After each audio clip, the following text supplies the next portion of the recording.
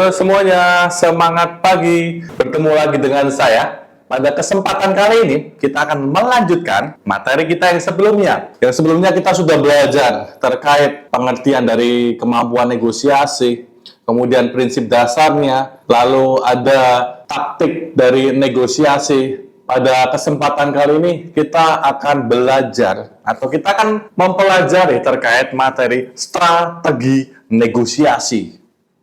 Yang dimana sebelum kita melakukan sebuah negosiasi, ada baiknya teman-teman membuat sebuah strategi atau action apa yang kira-kira Anda mau lakukan atau kira-kira Anda mau pakai.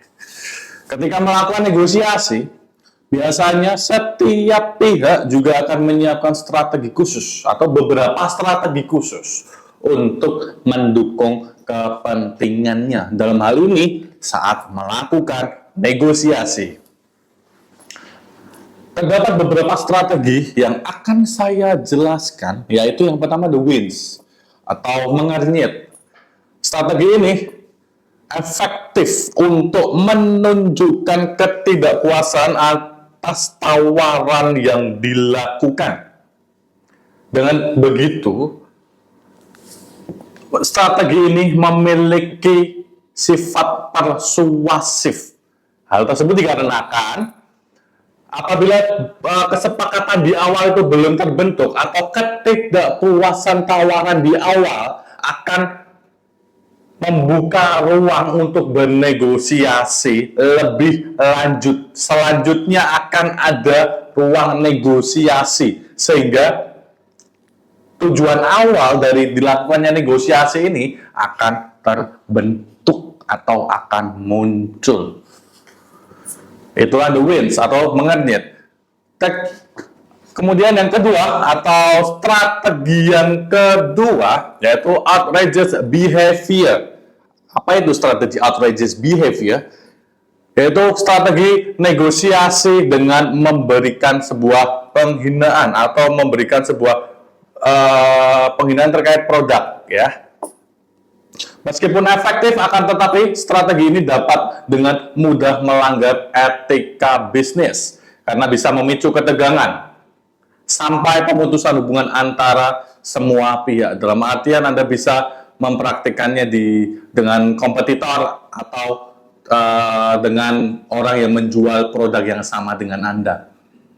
Beberapa orang memiliki pendapat bahwa strategi ini cukup efektif, namun terdapat beberapa orang lain yang memiliki pandangan bahwa strategi ini kurang efektif karena tidak terlalu menguntungkan menguntungkan produk yang dijual oleh perusahaan Anda. Karena kita terfokus pada produk yang lain atau produk kompetitor. Kemudian strategi yang ketiga adalah the silence.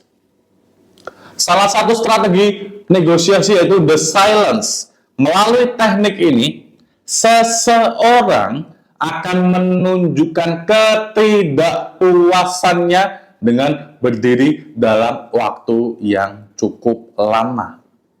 Dia hanya diam tapi tidak menyampaikan kalau dia tidak setuju. Dia hanya diam. Berawal dari kata the silence. Kemudian dengan kata lain, teknik ini secara tidak langsung akan memberikan tekanan melalui situasi hening yang kurang nyaman. Apabila ada dua orang saling berkomunikasi, Anda sebagai seorang marketing berkomunikasi dengan calon klien Anda. Setelah Anda mengobrol, kemudian sesaat setelah itu terjadilah hening, situasi yang hening. Tentu saja akan menunjukkan rasa ketidaknyamanan antara Anda dan calon klien Anda. Oleh karena itu, merupakan strategi supaya si calon klien Anda ini sepakat terkait negosiasi. Yang Anda tawarkan, produk apa yang Anda tawarkan dengan negosiasi harga, garansi, fitur, produk, dan lain sebagainya. Ataupun jasa. Dengan negosiasi apa yang Anda berikan terkait jasa yang dibeli oleh customer ini. Kira-kira customer atau calon klien ini menggunakan jasa Anda mendapatkan keuntungan apa saja. Itu perlu teman-teman pikirkan. Kemudian, strategi setelah the silence, yang keempat adalah the trade-off. Apa itu? The trade-off adalah strategi negosiasi dengan melibatkan pertukaran yang saling menguntungkan. Jadi, dengan strategi ini, semua pihak bisa saling memberikan sesuatu yang dianggap bernilai dibandingkan membuat keputusan baru. Dalam hal ini, Anda bisa menawarkan produk Anda, ataupun semisal Anda membuka sebuah produk atau membuka sebuah usaha jual beli, Anda bisa menawarkan the trade-off ini. Anda bisa menjualkan dan Anda bisa membeli produk dari si calon klien. Sampai akhirnya kesepakatan terjadi. Anda oke dengan menjual produk Anda kepada klien Anda dengan harga yang sudah terjangkau, sudah disepakati, pun juga si calon klien sudah oke dengan menjual barangnya yang berjudul jual beli ini, supaya terjadinya kesepakatan, sudah oke dengan harganya, apakah ada dana tambahan atau tidak, yang pada intinya terjadilah kesempatan dalam Anda menjual produk Anda. Kemudian dengan kata lain juga, kesepakatan di mana Anda bisa menjual produk Anda juga bisa membeli produk dari klien Anda. Apabila di sini kasusnya Anda membuka sebuah usaha jual beli. Seperti itu. Jadi, apapun itu, ataupun Anda merupakan manajer marketing dari sebuah perusahaan jual beli, Anda bisa melakukan hal tersebut dengan menguntungkan satu sama lain, dengan tujuan awal atau tujuan utama kesepakatan. Target yang Anda tentukan, target yang ditentukan perusahaan, dan keinginan dari si calon klien. Strategi yang kelima adalah the working out. Ya, working out di sini bentuk lain dari strategi negosiasi. Working out, ya, Anda sebagai seorang calon klien atau manajer marketing dengan calon klien Anda, semisal calon klien Anda ini menawarkan atau menegosiasikan sebuah harga yang sebelumnya sudah Anda jelaskan. Anda memiliki harga X. Kalau ternyata si calon klien ini menawar mau di harga Y, yang notabene lebih rendah dari harga yang Anda tawarkan, pastinya. Bagaimana?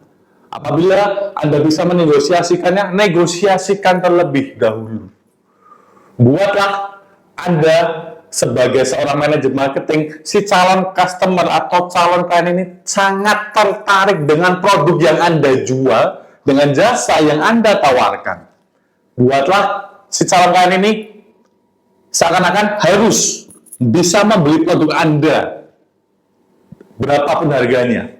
Dengan kata lain, Anda bisa menonjolkan tingkat positif dari produk Anda. Dan dengan kemampuan negosiasi Anda yang handal, Anda juga bisa menunjukkan dampak positif atau hal-hal positif dari produk Anda. Silakan Anda bisa bandingkan dengan produk-produk yang lainnya.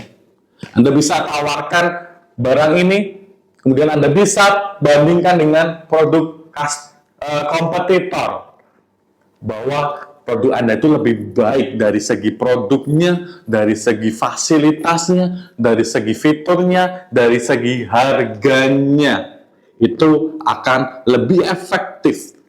Sehingga apabila Anda tidak deal dengan harga atau tidak setuju dengan harga dari klien, Anda bisa working out terlebih dahulu sebagai seorang manajer marketing. Sehingga dengan tujuan mengharapkan ya, si calon klien akan datang kembali atau mengajak Anda kembali negosiasi untuk membeli barang yang sebelumnya Anda sudah tawarkan dan harganya belum sepakat. Dengan pertemuan yang kedua ini akan kemungkinan besar kesepakatan akan tercapai.